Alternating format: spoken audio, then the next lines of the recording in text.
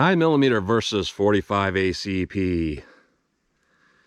You know, there's a lot of people out there right now trying to discredit the 45 ACP as being, you know, all Fuddlore, and that the 9mm is just as good. And the people that think that the 45 ACP is a good cartridge are, you know, silly for believing that, because it's all based on false information and it's all Fuddlore. So I'm going to talk about these two. We're going to do a ballistic test with some Full Metal Jacket and some jacketed hollow point ammunition, and we'll just compare the two, and we'll see how they compare. But I also want to do some talking here about, you know, some of the stuff that's said, try to discredit some myths that are out there. Now, people nowadays will claim that the 9mm is just as good as the 45 ACP because of modern bullet technology, hollow point technology, and stuff like that.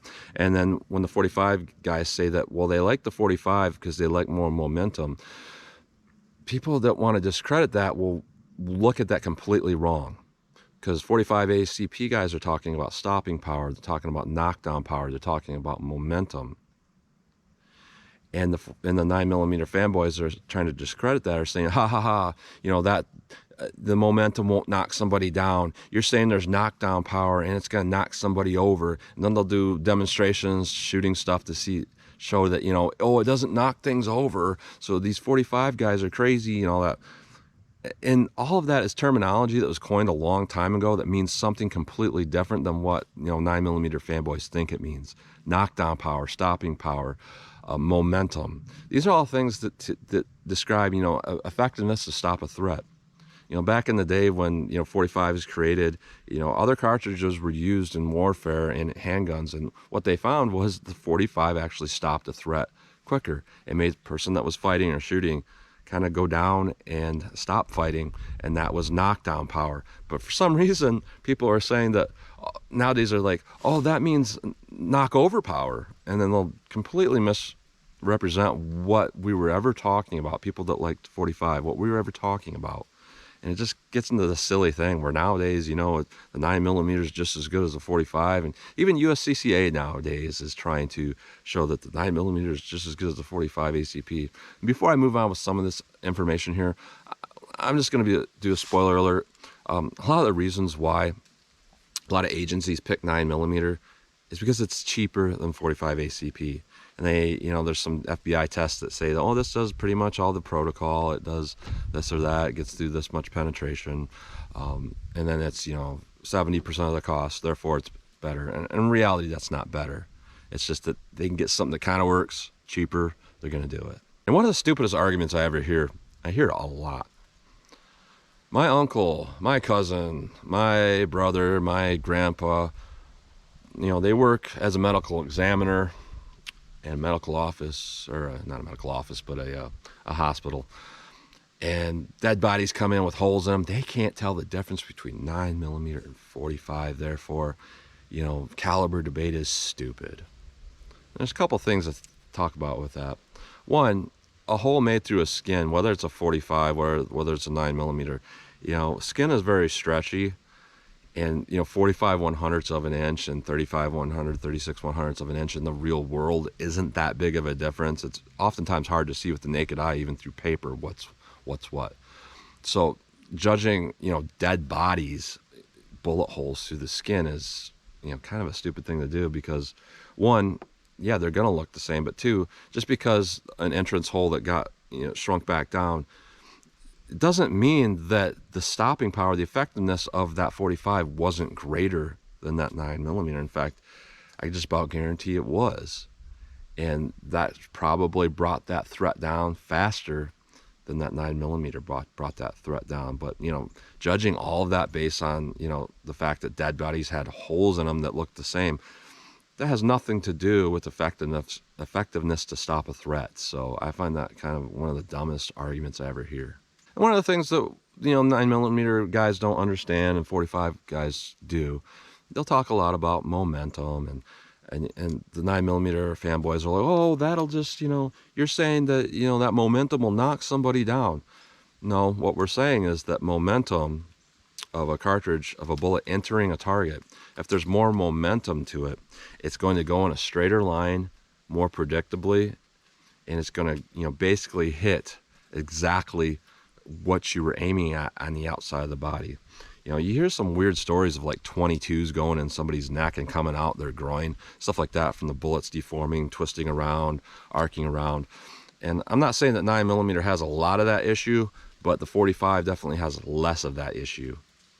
So like if you were to, you know, make a normal shot, front on shot, both of these would probably do about the same. But if you were going to go through a big arm, some bodybuilder's arm, goes through their, you know, bone, goes through the rest of their arm, goes into their side, into their thoracic cavity, through the ribs, there's a good chance that the 9mm is actually going to veer off and not actually hit right where you thought it was going to hit, you know, based on what you thought you hit on the outside of the body. As where the 45 more than likely is going to keep trucking along and hit that. And, you know, that's one of the big things about the 45 is that mass. That mass causes that momentum. And you can't just take a 9mm and make it really heavy, make it a 200 grain, because what would happen is it would start tumbling around.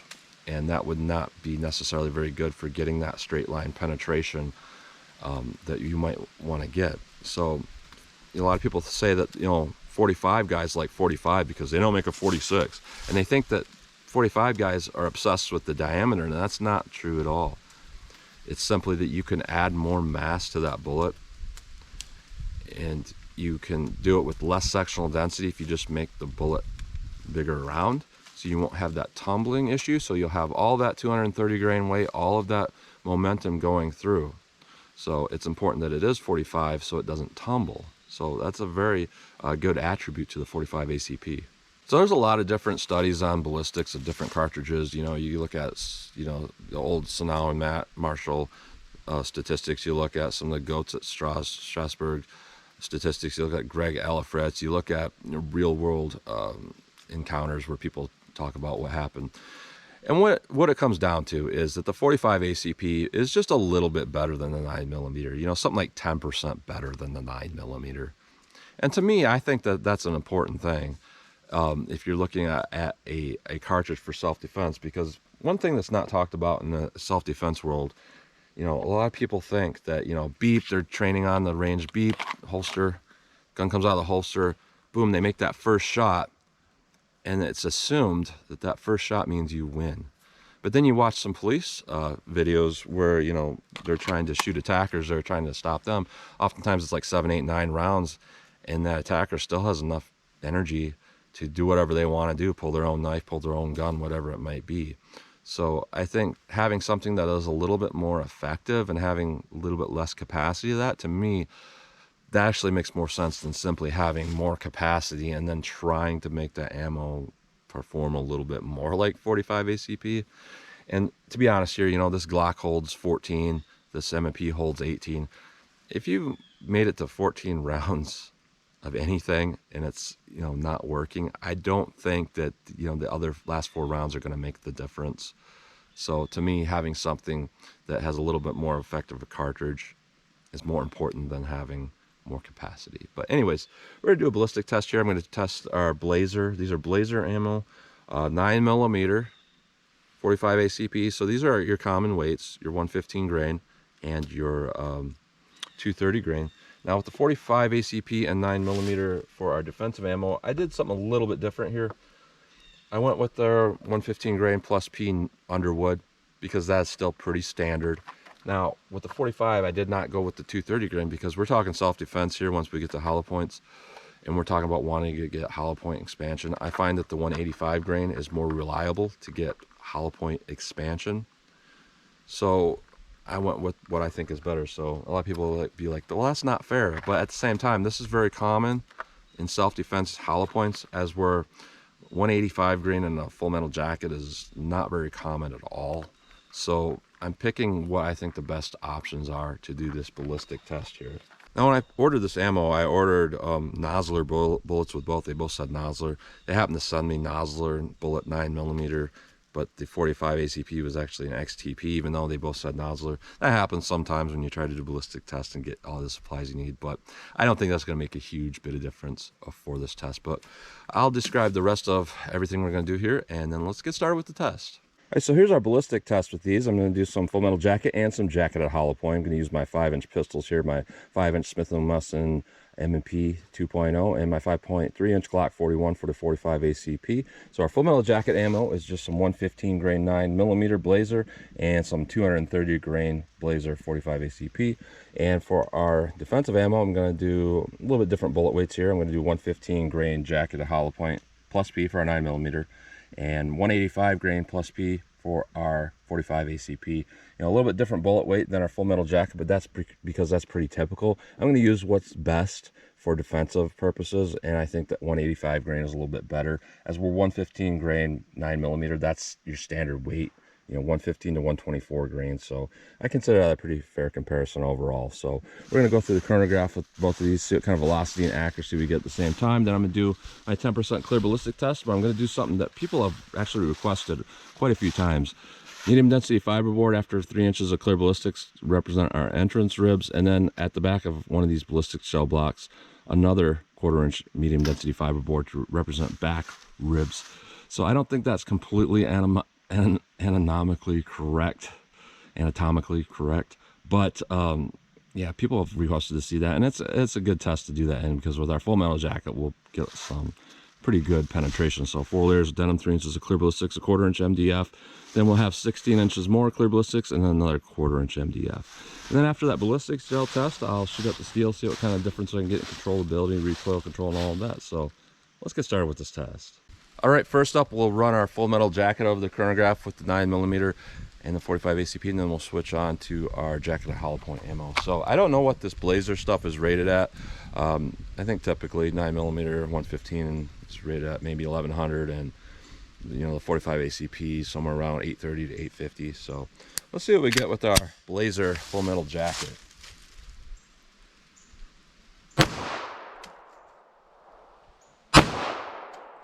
1128.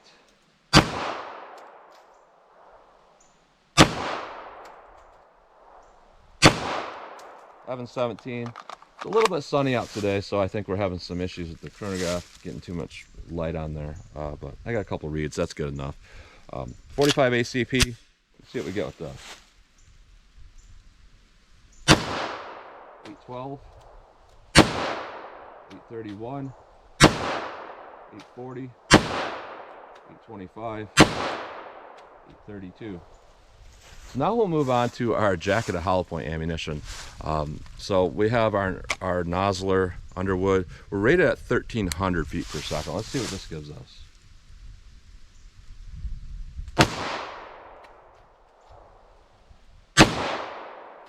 Go a little closer to the sensors.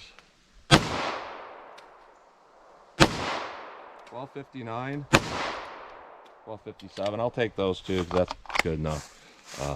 We got at least a couple reads there. A 9mm didn't want to read with either of those, which is kind of interesting. Now with our 45 ACP, this is actually rated at 1200 feet per second. Let's see what we get with this. 1183. 1209, 1156, 1156. So definitely, I would say more power here. I think I didn't do the numbers yet, but yeah, it seems like there'd be more power with this. So let's hit our ballistics gel block, see how these compare. All right, we'll start with our 9mm full metal jacket, and then move on to the 45 full metal jacket. So we have 4 layers of denim, 3 inches of clear ballistics, a 1/4 inch medium density fiberboard, 16 inches of clear ballistics, and then another 1/4 inch medium density fiberboard for the back ribs, and then more gel. So let's see what we get with our 9mm full metal jacket. All right, 45 ACP. We'll take a look.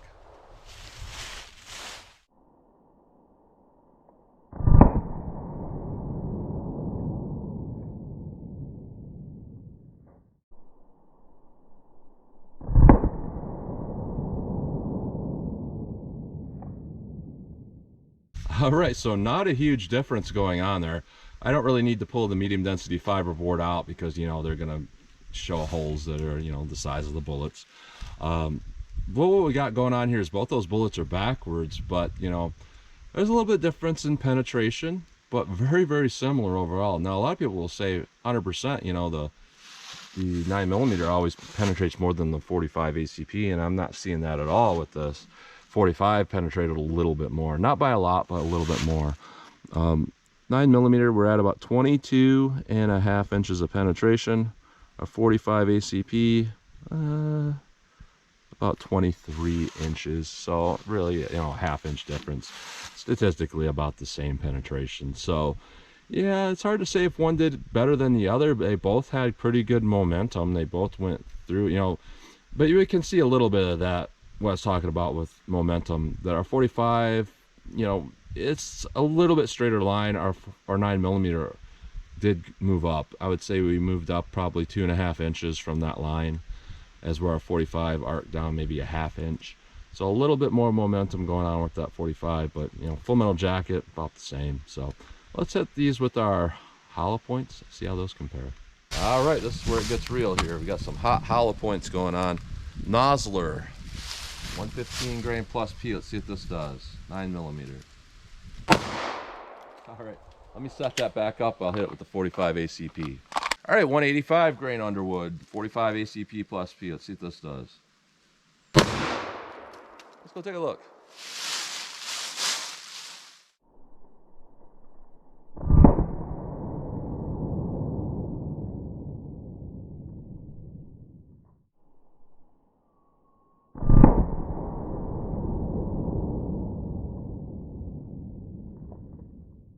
All right, so there is a significant difference here.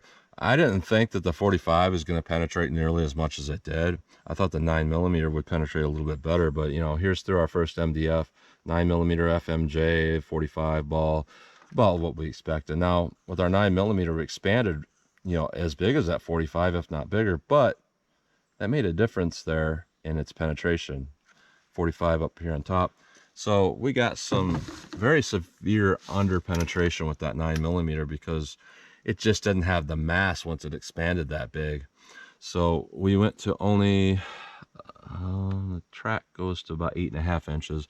Camera parallax will make it look like that bullet's moving up further from my finger, but no, it's right there at about 8.5 inches. Now our 45 ACP, big difference there. We had some controlled expansion, and we went to about 20 inches even with that 45 ACP. So we'll pull this MDF out here. And even through that second MDF piece, you know, here's our Full Metal Jackets. They actually went through sideways, which would indicate by that point they are starting to tumble a little bit. And then our 45 hollow point, that penetrated nearly as much as the FMJs because it had a lot more power to that, you know, cartridge than the FMJ. So we got expansion and we got a lot of penetration. I would not consider that in the real world really over penetration. I mean, it is, because if that second MDF wasn't there, we might actually be, instead of 20 inches, we might be at like 22 inches.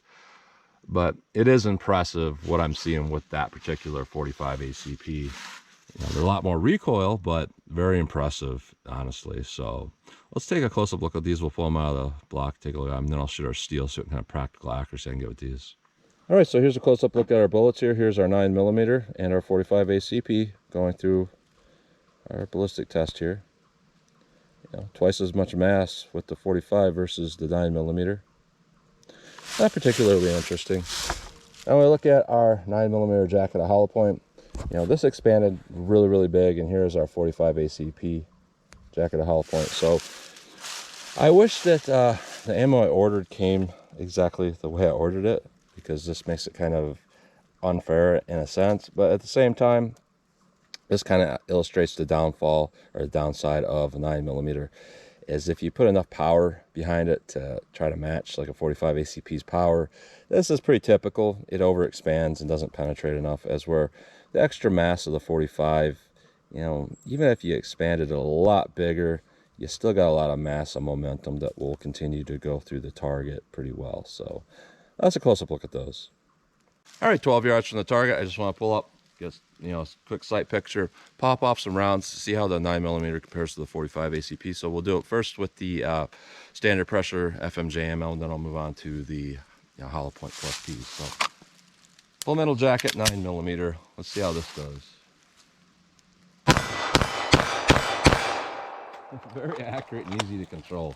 That's for sure. 45 ACP full metal jacket. Have to slow that down just a little bit to be able to get, you know, as good of control. Now, hollow point plus P's, 9mm. It takes a little bit more control. I did let that slip away from me a little bit. Just mentally, the 9mm is so low in recoil that sometimes I don't try as hard as I should. So I definitely pulled one. 45 ACP plus P. That's a different animal. It's a different class. This is kind of like, it feels like shooting some sort of Magnum or something. So now I want to back it up with the hollow points, because hollow points do tend to be more accurate at distance. If you shoot from distance with FMJs, they'll kind of wobble around. But our hollow points, actually I'll do both. I'll do FMJ and hollow points, see how they compare at distance, and just see how these two compare. Alright, 75 yards from the target. Generally I say this is not practical, but for this type of illustration it is kind of practical. You know, sending much heavier 45s down range might shed a little light on the differences between 45 and 9mm. Theoretically, at least with the FMJs, we should have more momentum and more accuracy, but at the same time, a lot of things that can come into play, like I shoot this M&P a little bit better with the 9mm. So I have half and half of FMJ and jacketed hollow points. So, you know, 9 rounds of FMJ, 9 rounds of hollow point, and then in my Glock here I got 7 rounds of FMJ and 7 rounds of jacketed hollow point. So 9mm full metal jacket, 75 yards. See if I can do it this.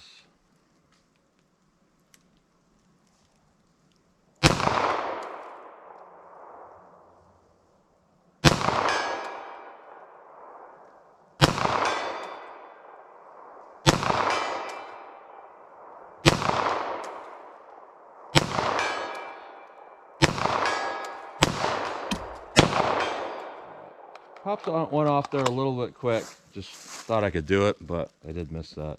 Not too bad overall. So let's see what I can do with the 45 ACP FMJs here.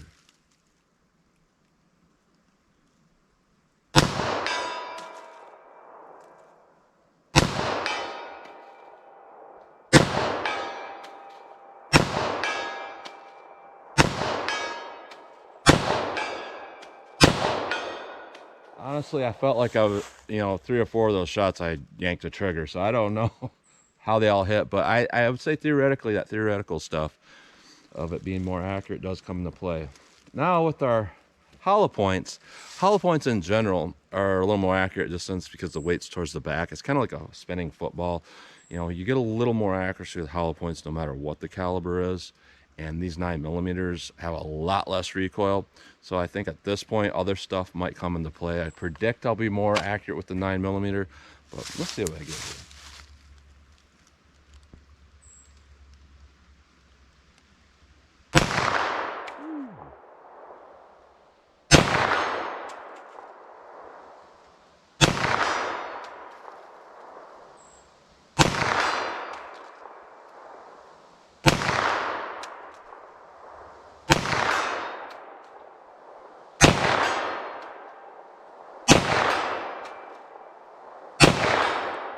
Right, not too bad. I did pull some.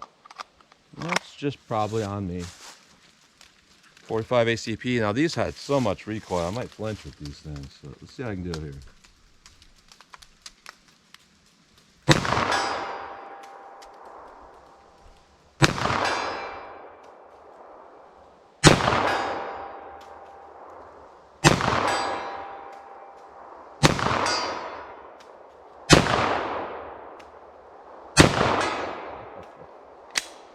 "13 out of 14. I had more misses with the 9mm. So what I can say is I do think that I don't think it's a Glock versus M&P thing. What I think it is you know, once you get out to a certain distance, 115 grain is, you know, it's wanting to do something sometimes, and it's kind of veers off. If you watch some actually of Hickok 45 videos, you can see they have really good cameras. You can see at distance when they start getting out there towards, I think it's 80-yard gong, and, you know, stuff starts to veer a little bit. And I think you get a little bit less of that with a 185 and 230 grain bullet versus a 115 grain bullet. So Yeah, the momentum, and that's another thing here. Momentum doesn't just come into play in terminal ballistics. Momentum actually is more beneficial for long range accuracy as well. So 9mm versus 45 ACP, this is the debate that's been going on here.